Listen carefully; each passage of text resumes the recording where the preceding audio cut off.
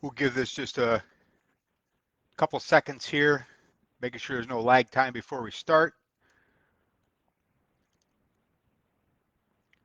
We'll give it just a couple seconds, make sure there's no lag time. Looks like we're live now. We're getting the Instagram feed fired up right now. So we're doing a Facebook Live and an Instagram.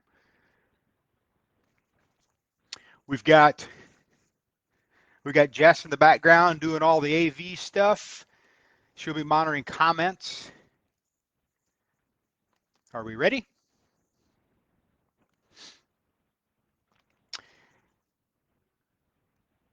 Okay, we decided to do this virtually versus downtown. We probably could have had it tonight, but we're going to play our safe social distancing and not be the event that causes some issues like that. So thanks for coming out to the 16th Ride of Silence. I'm Scott with Bike Iowa. Hang on just a second. What's up? Okay. So I'm Scott with Bike Iowa. We got Jess in the background, and I bet you guys all got the question wrong. Where would you be see yourself in 5 years? Sure as heck not in a pandemic and on week 10 of quarantine. We're out here at the Bike Iowa headquarters, hunkered down. We've been working from home and have been practicing our safe and social distancing. Haven't walked into a grocery store in over 10 weeks, kind of ordering the groceries. We've seen a world change in record time. It's crazy. It's a whole different kind of war nobody could have ever expected. It's one of those lifetime events you'll never forget, just like the 9/11 World Trade Center. You're always going to remember this. It'll be interesting to see the long-term effects. On our end, normal work, our daytime work's still been busy, but the social obligations has really screeched to a halt. I mean, think about it. We've been involved in Bike Month and Bike to Work Week, Bike Work Day since the early 2000s, and it's just there's nothing now, so it's pretty crazy. Filling out our spare time, just learning new things. I'm building out a camper van. We got some house tasks going on, but hopefully everybody's well and keeping busy. All right, one thing that has not changed is the number of Iowans being injured or killed while cycling each year. It continues to be close to the same or on the rise. It's frustrating to see. Unfortunately, the laws have not changed. We're such a rural state, and it's super hard to get the rural communities to believe and pass a safe passing law. With those cyclists who've gotten injured or killed, I mean, the number of distracted and impaired drivers are increased, and the number of cyclists has also increased on the road. So we got two of those statistics. Tonight's format, I'm going to give you a brief format or brief history of the Ride of Silence. We're going to read off the names like we do downtown. If you want to follow along, you can go to bikeiowa.com/Ride of Silence. Everybody's on there from this year and all the way back to 1985. After that, we'll end the live meeting with hopes that you will go on your own solo ride or trainer ride just to remember the cyclists. Are we set on the Instagram? Cool. We are good. About the Ride of Silence. First of all, the Ride of Silence is not silent at all, and I think we proved that over the last 15 years. It's a very powerful and emotional event. Lots of people show up in memory of somebody that they knew personally, who were part of their family, friends, acquaintances. So it's been a real close-knit group this whole time, and it's different to be doing it virtual right now, but we appreciate you tuning in. It is a way to honor and pay respect to those who have been injured or killed while cycling on public roadways. It is a way to raise awareness to motorists, elected officials, and law enforcement that cyclists have every legal right to ride on the roadways. It is a way to signify the importance of staying safe and letting others know cyclists are not disposable. A little bit of the history on the Ride of Silence. This is the 18th year for the Ride of Silence. It originated in White Rock Lake near Dallas, Texas, by Chris Phelan in 2003. His friend Larry Schwartz was killed by the mirror of a passing bus. And during that time, Larry was killed on May 4th. On May 8th was his funeral, where several cyclists came up with the idea for a memorial ride. On May 11th, a bunch of emails were sent out, and on May 21st was the first ride of silence with over 1,000 in attendance. The rest is history. I'll read a little bit more about that in a second. It's a little bit of history on the Des Moines Ride of Silence. In 2005, we lost 3 avid cyclists that I happen to have connections with. Daniel Wisnowski, Brian Shaver, and Dr. Bob Breedlove. They all lost their lives that year. I'd read about the Ride of Silence in Dallas and decided to put a Ride of Silence on the Bike Iowa calendar. So now 2020 marks the 16th year that we've put on the Ride of Silence in Des Moines. And we've incorporated that into the Bike Month activities for the last several years. In 2005, we had over 100 cyclists on our first ride, 160 in 2006, and every year since then, depending on the weather and the number of folks on the list, we've had anywhere between 100 and 300 cyclists that have joined. It's great to see all the locations around Iowa now that are hosting their own Ride of Silence. I know our event is virtual, and we hope it's still as powerful and as emotional as when we're all together downtown. Tonight, there are 34 states that have Ride of Silences. There's Ride of Silences in 8 countries and 3 continents. That's down a little bit this year, obviously for pandemic reasons, but there's still a lot of people thinking about a lot of cyclists tonight. 5 of those locations are in Iowa: Cedar Falls, ours is in Des Moines, Marshalltown, Mason City, and Sioux City. I don't know the format of those rides. I tried to research a little bit, couldn't find out a whole lot about it, but they were listed on the Ride of Silence page. So this is where I usually ask for a show of hands from the crowd. You know, how many times, the first timers at Ride of Silence, have you ever been hit? Do you know of anybody who's been hit and killed? Have you had any close calls? Have you ever been behind the wheel while and almost hit a cyclist? And it's interesting to see the response and how many hands goes up over the course of a couple hundred people. Throughout the course of, pretty much everybody's raised their hands at least once. Unfortunately, we can't do that right now, but we'll move on. Safe passing laws. As you know, Iowa does not have a safe passing law. Wisconsin was the first state to pass a safe passing law in 1973. 42 states do have some sort of safe passing laws or safe distance laws, and there's 8 states that do not. And again, Iowa is one of them.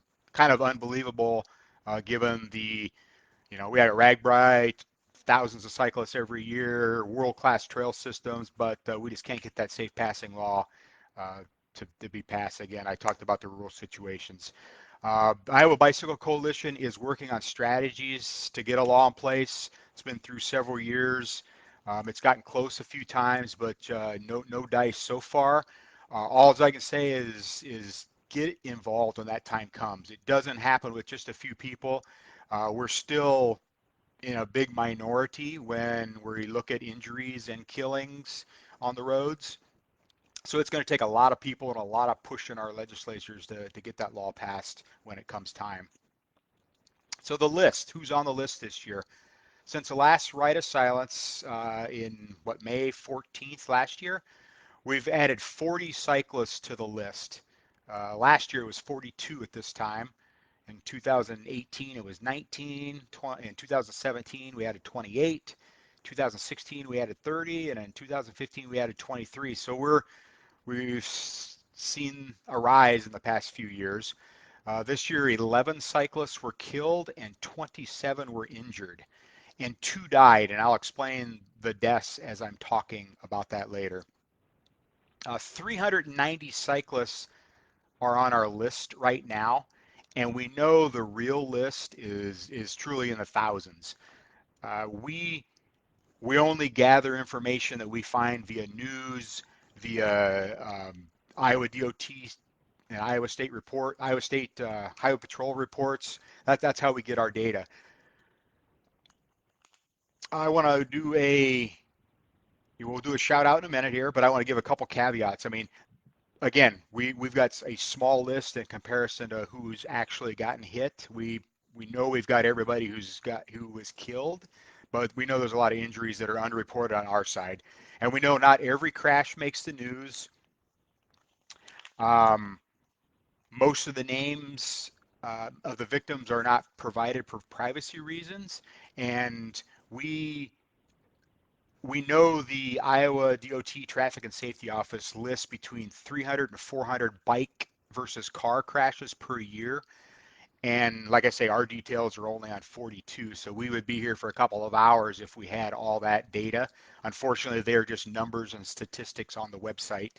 They don't have the names. We try to follow up as time goes on with to find out if the driver was charged, to see if they did a plea deal, to see if the charges were dropped. But sometimes it takes months, and you'll see that in a second. And then sometimes just no news; it just totally goes off the radar. Nobody picks up on it. That's unfortunate. We try to do a little bit better every year, but it takes time to research and make the phone calls, and um, we work with the Bike Coalition back and forth on the list. I estimate 1,500 to 2,000 bike car crashes a year in Iowa. Even though the Iowa Traffic Safety only lists 300 to 400, I know lots of people who were injured or hit and no police report was ever filed, anything like that. Um, and you probably know the same amount of folks that's happened to us, might have happened to you or who are listening. So just if you do get hit or do your preaching, um, make sure people fill out a police report. The data, the statistics, that's what's going to make a difference when we go to get this safe passing law passed and enacted in Iowa. So before I read off the list, if there's anybody who's watching who is writing for somebody or wants to remember somebody, type it in the comments. Jess will record it, and we will read those off after I'm done with the list before we end the meeting. So these are the cyclists that have been either injured or killed on Iowa's roadways or Iowa's cycling in other states since May 15th, 2019, which is the last year's Ride of Silence. Be patient. The list is fairly long. I believe we got 42 items to go over, and some are fairly detailed. So, okay, we'll start off. I've got two updates for you. So on August 30th, 2018, Jeffrey Allen Scott from Central City was killed. Melinda Lawrence has taken a plea deal. She was charged with hitting and killed Jeffrey Allen Scott, and she was originally charged with first-degree murder, homicide by vehicle, and leaving the scene of a fatal accident. According to the plea deal, she pled guilty to vehicular homicide while armed with a dangerous weapon. The sentence she faces up to 40 years in prison, and the sentencing has not been dealt yet. Remember, this was a lady who followed Jeffrey into the back parking lot of a Dollar General store, hitting him, leaving the scene with his bicycle trailer pinned underneath her car. She was later stopped and questioned by the police, passed out while talking to the police, and was rushed to the hospital with a blood alcohol level of 0.168, more than double the legal limit to drive. Update number 2. May 12, 2019, William Shepard, 55, of Council Bluffs. On March 4th of 2020, so almost a year later, Robert Christensen pled guilty in the hit and run death of William Shepard on May 12, 2019. William was found dead at 2:30 a.m. at an intersection in Council Bluffs. It was a hit and run. He was taken to the hospital where he was pronounced dead. 2 years later, Robert Christensen, 56, a retired police officer of rural Council Bluffs, came forward and said he might have hit something, possibly a deer. Now, he came forward 5 days later. Remember, this case is an interesting twist. Robert, the retired police officer, didn't stop after killing William, but he did return to the scene in a different vehicle, didn't stop a second time either. And he finally contacted police, 2 days later, not 5 days, stating he may have hit a deer. The sentence, he was sentenced to 2 years probation. That's it. For hit and run, for knowingly that you killed a cyclist coming back to the scene. Um, and the judge, they said it was an immediate sentence. So again, retired police officer, judge, same area. I'm kind of always going to question how that became. After the week sentencing, his daughter Nicole made a few statements. She says he's missed every day, and according to an affidavit, a newspaper carrier told prosecutors she could see the glowing lights of a bicycle and found a man unresponsive in the grass. He hits my dad, he hides in his truck, he drives back in another truck and basically looks to see if my dad's dead. That's not right. Ironically, on the same day in Des Moines, a Des Moines man was sentenced to 2 years in jail for beating and killing a rabbit in an animal shelter. You know, what's wrong with our justice system? And now we'll move on to the list of the new folks we've added to the list. We're going to go back from May and work our way to current. May 16th, injured Dominick Hatcher of Woodbine. Police say an SUV hit Dominick at an intersection on Woodbine near his home.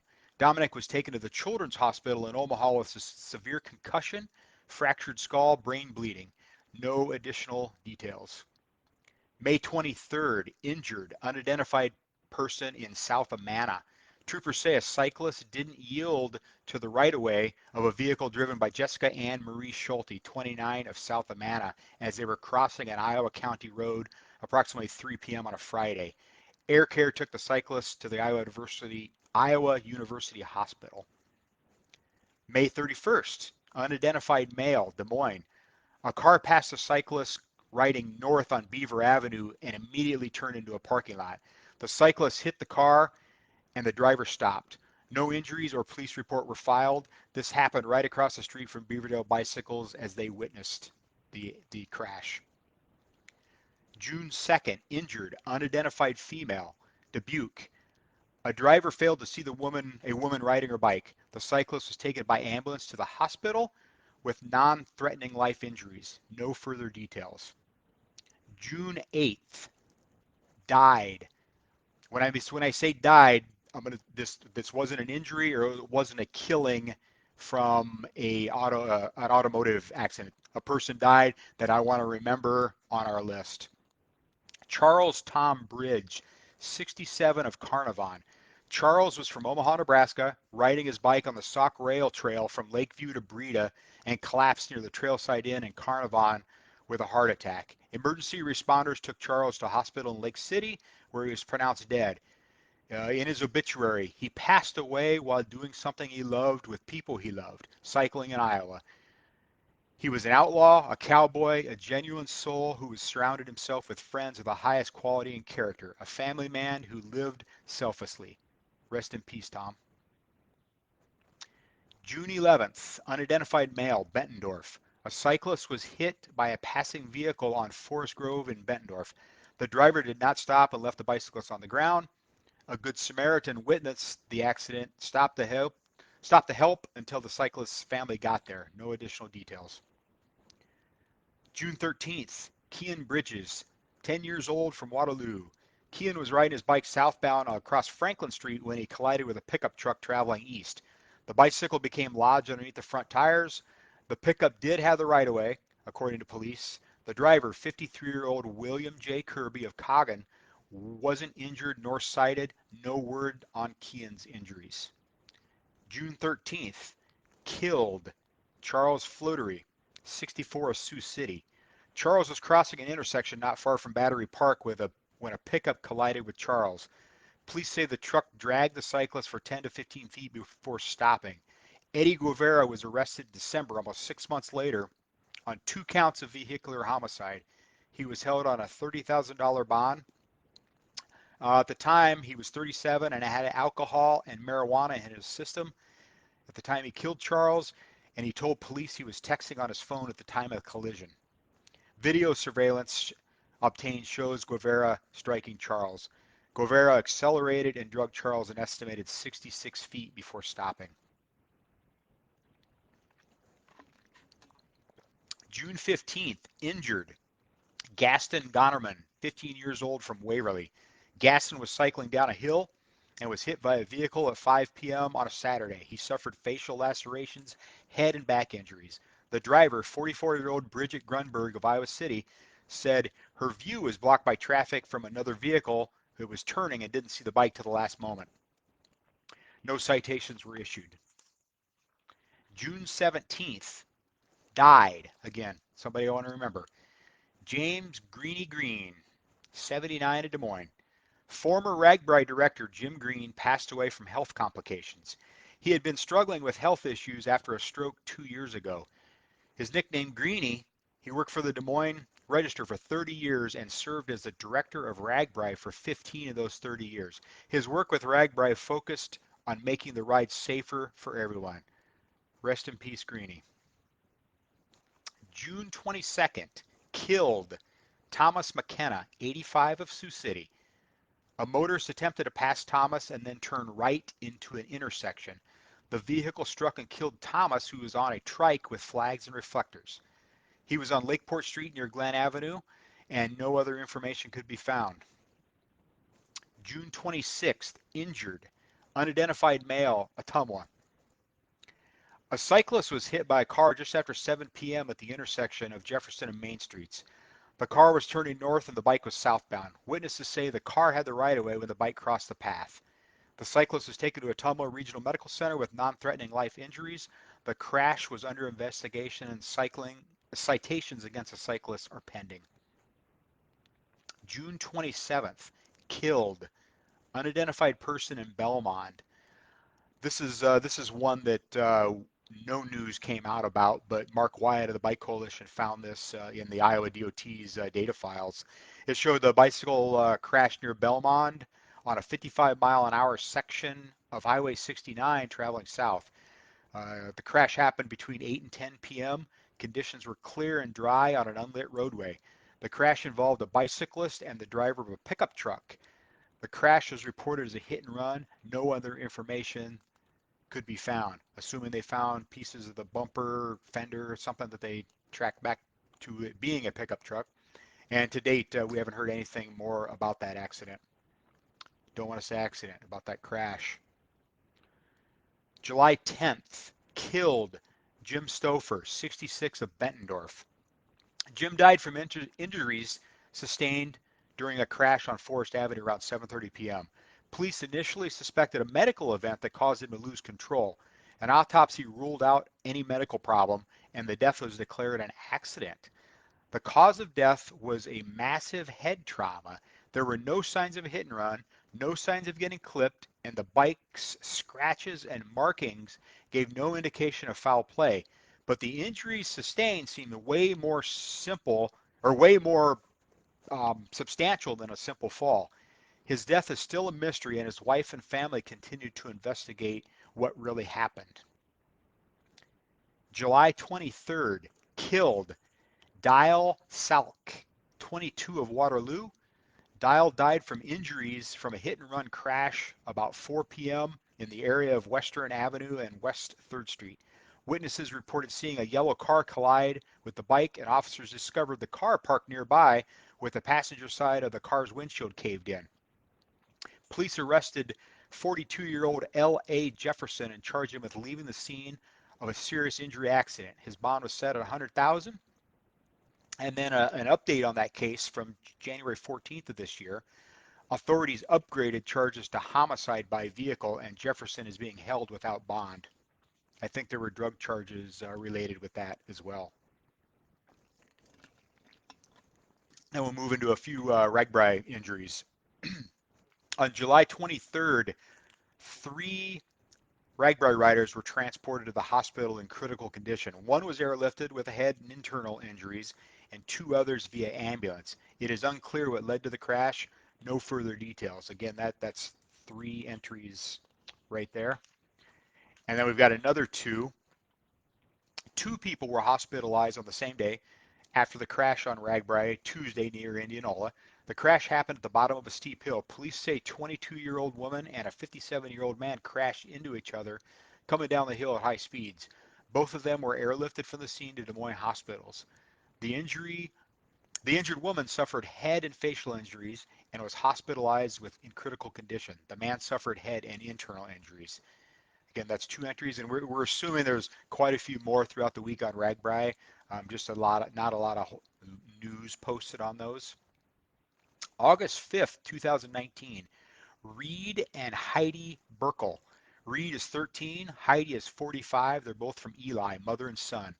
They were riding their bikes near Eli, and they were seriously injured when a truck hit them about 8 p.m.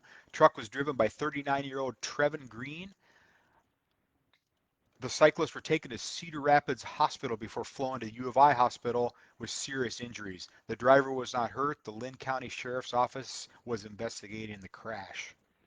August 7th, injured, unidentified male, 4 years old, from Waterloo. A 4-year-old boy was struck by a 12-year-old driver.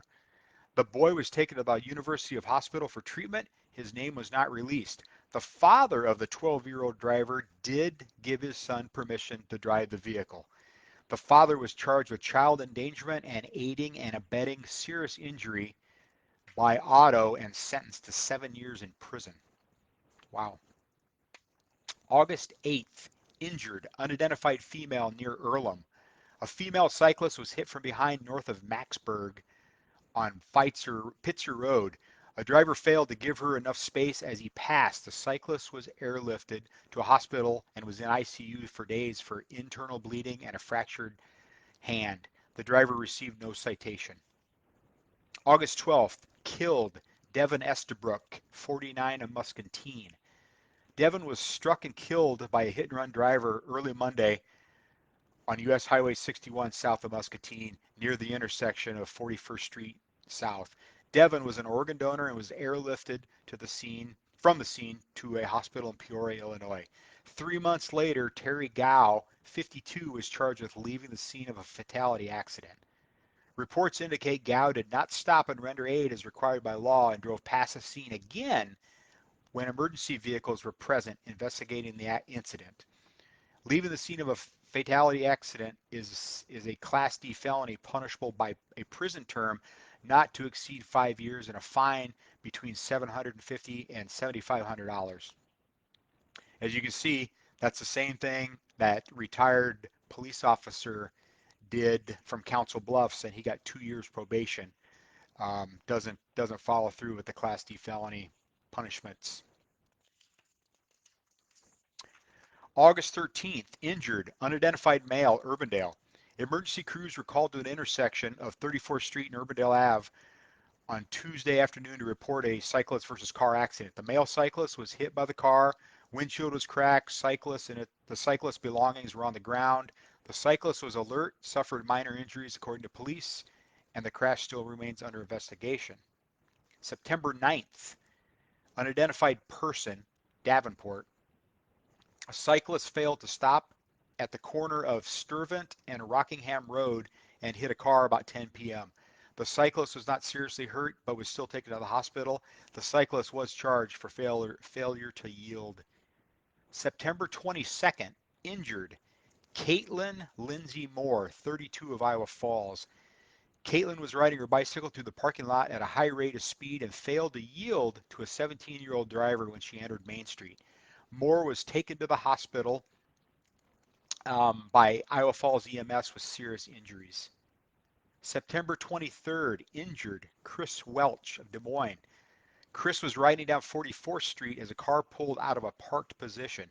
Chris hit the front of the car, skidded to the ground, broke his hand, and had multiple lacerations and road rash. Friends helped with the bike and got Chris to the hospital. Charges are still pending.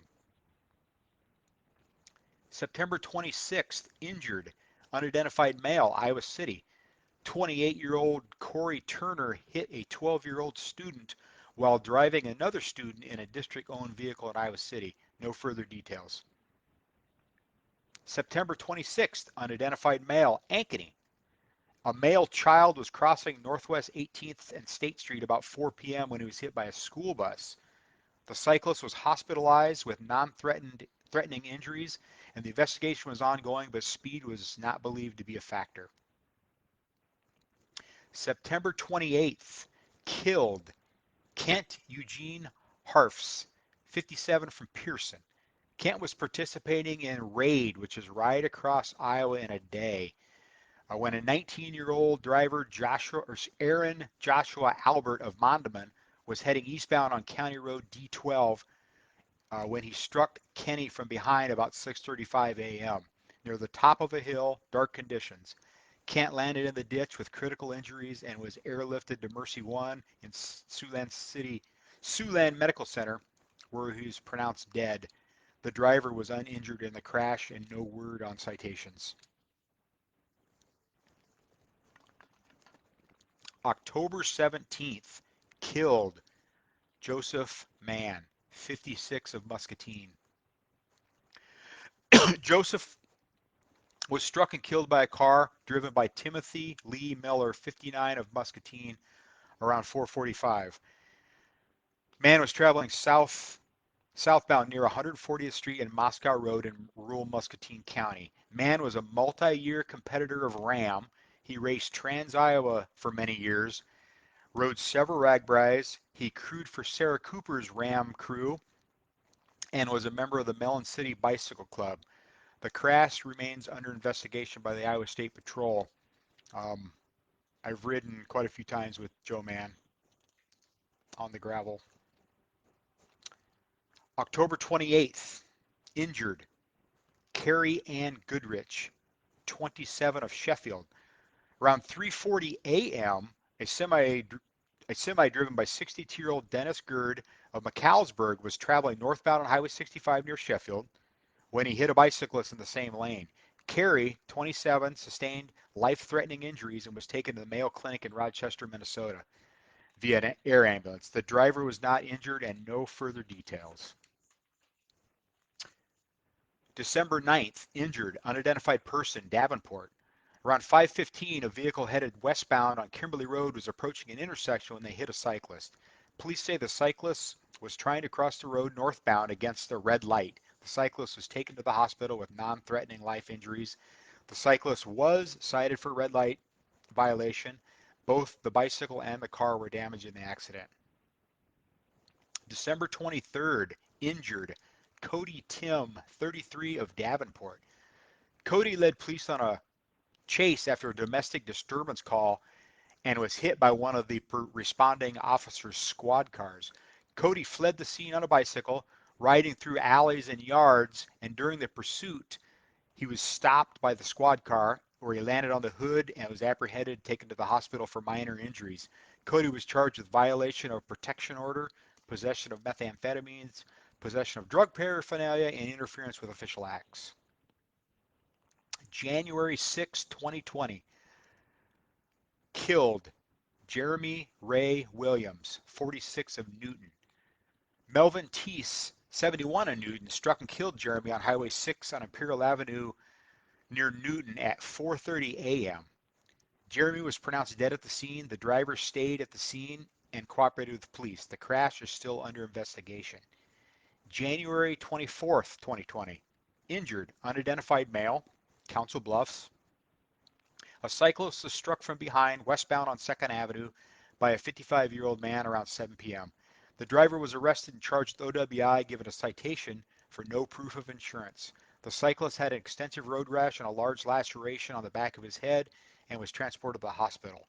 A small piece of the bicycle's rear reflector was found lodged in the license plate bracket of the vehicle, and it matched the bicycle.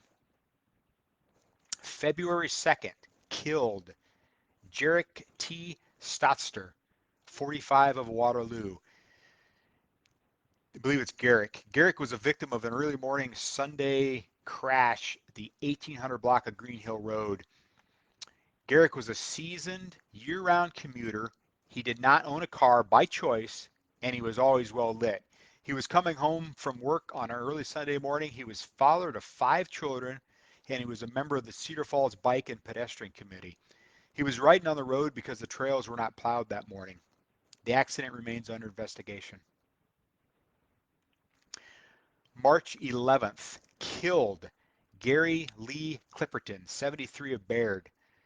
Gary was cycling eastbound on Highway 141 about 6:30 in the morning when he was hit and killed from behind. He was less than 500 feet from Sparky's One Stop in Baird, where he was a regular every morning for coffee. Gary was transported to the Des Moines hospital with life-threatening injuries, where he passed away 6 days later. Iowa State Patrol stated there were no contact marks on the bicycle or marks on the roadway to show Clipperton was directly hit while riding the bicycle, though the physician who treated him stated they believe his injuries were caused by being struck rather than falling off the bicycle. Information on the driver is unknown at this point, and the crash still remains under investigation. That is our list. Let me see if there's any comments that posted through. So thanks for the comments. We've got a few that we'll read off. So folks who are watching this live Facebook event, people were writing for Sharon K. Jacobs, age 23, killed April 2nd, 1999 by a drunk driver. She was a beautiful woman and had the most generous soul.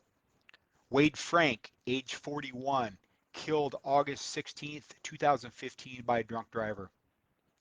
Ann Morgan's Reed's son was hit in Texas. No injuries. Chris Illig killed in 1996. And Rick Lind in 2008.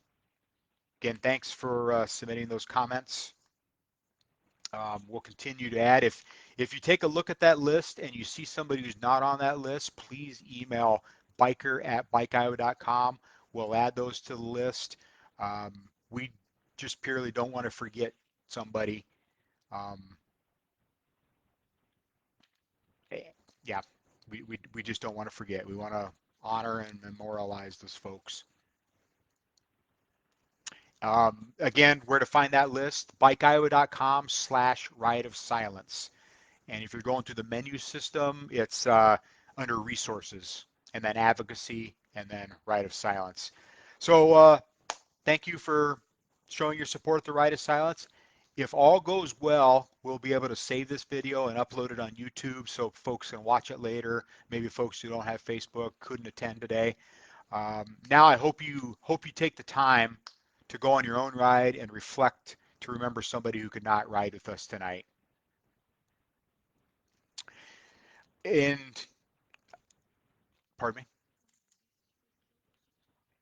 Oh, we had one more comment. Lauren Rice, an avid cyclist, she was killed while walking her dog. But I mean, definitely an avid cyclist in the Des Moines area. That happened a couple of months ago, maybe. Rest in peace, Lauren. So everybody, ride safe, stay healthy. We'll see you on the trails soon. Thanks for tuning in. Thank you.